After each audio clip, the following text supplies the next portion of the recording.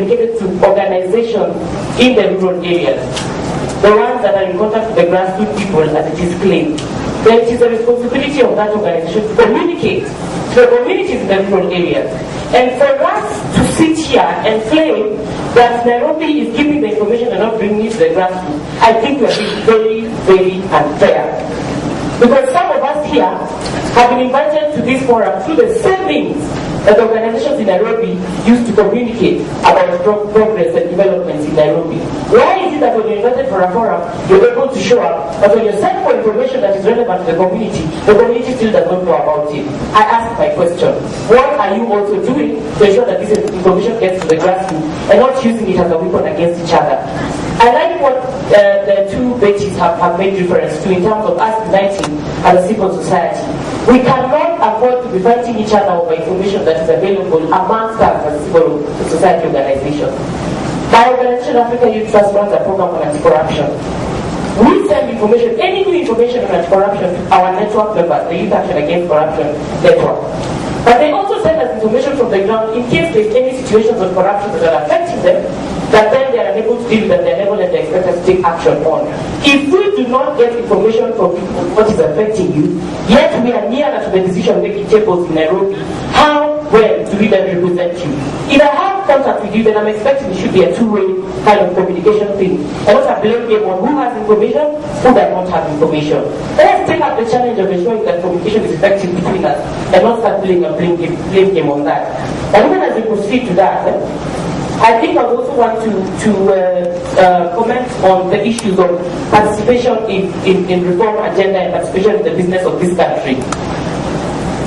Any organization coming from the rural areas is able to mobilize for organizations in Nairobi to facilitate them to take information, whatever decision-making body they want to take action on their issue.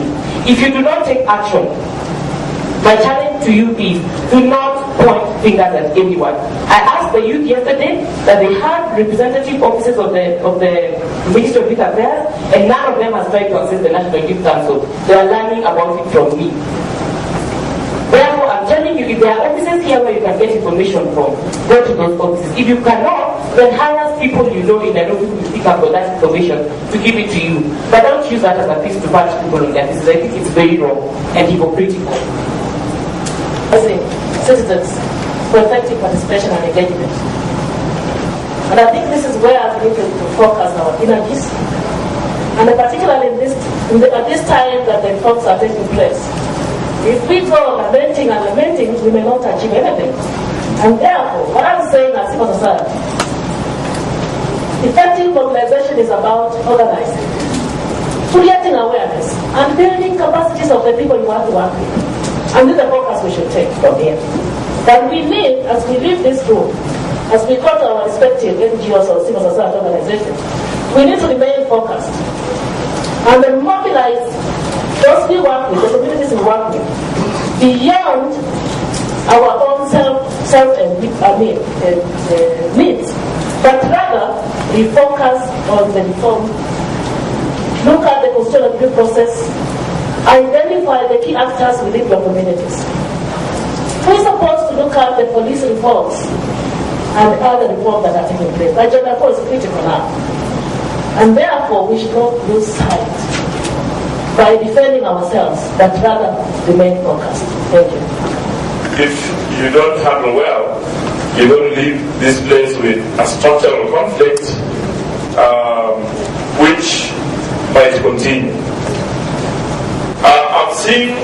I'm seeing a conflict between those who call themselves grassroots organizations and those who call themselves Nairobi or national organizations. And I think this is a structural conflict that has existed for a very long time. Indeed, organizations based in Nairobi have legitimacy to claim that they can work in any part of the country because they are registered as national organizations, but at the same time, their positioning in Nairobi might give them the advantage of accessing information and resources that might go and be spread across the country. However, organizations that are on the ground seem to be having an issue with regard to representation of their issues by Nairobi organizations.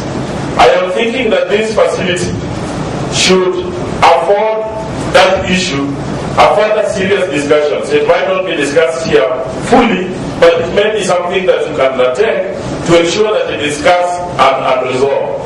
Because if that is not done, what is going to happen is that anytime these two institutions come together, they will be blaming and going on forward and forward.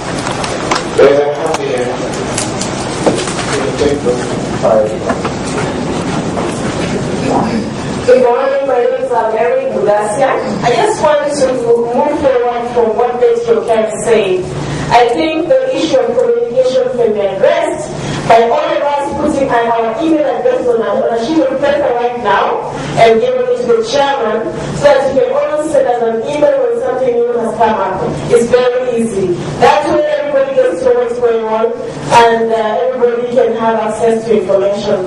Thank you very much. Last time when Kenyans were going for a referendum, last week education became very late. So the political issues, they came before the really referendum issues. Therefore, what I'm proposing now, because we are from the civil society organization, we have a constituency.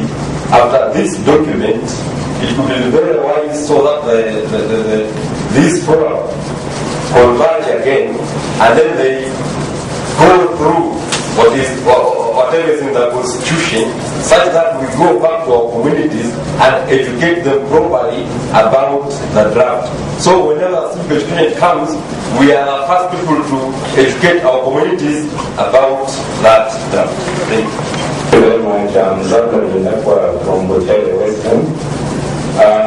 There is a question which was posed by one of our dear ladies that we as civil societies are we really in touch with the feelings of our community. That was really a touching question, which I also want to re-emphasize that we as civil societies, yes, we are implementing projects on the ground, but I want to submit that we are doing a lot of service to our community, because very few of us do an assessment of the problem at hand that we want to intervene. We do things because others are doing, and by the end of it all, we are unable to evaluate and assess ourselves that where did we begin and where are we now that the problem has ended, as the project has ended. So I want to recommend, in line with the question that our dear lady asked, that let us embrace research or an assessment of any given problem before we start implementing. I want to agree that Kenyans, we have various diversities in terms of culture, in terms of traditions, and what may be affecting people to able to respond to governance issues in the Region may not be similar to what is affecting people in Butele. I will request any of the panelists to answer any question in any order. So, my presentation is the one on civic education and the emphasis that as civil society organizations we should be prepared.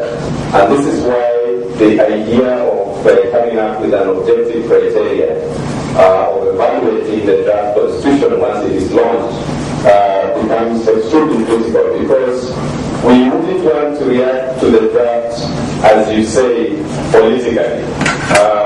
That means if you think that the draft constitution is not serving a specific interest, it could be a party position and so on and so forth, then on that single issue, it is rejected. We want to have a criteria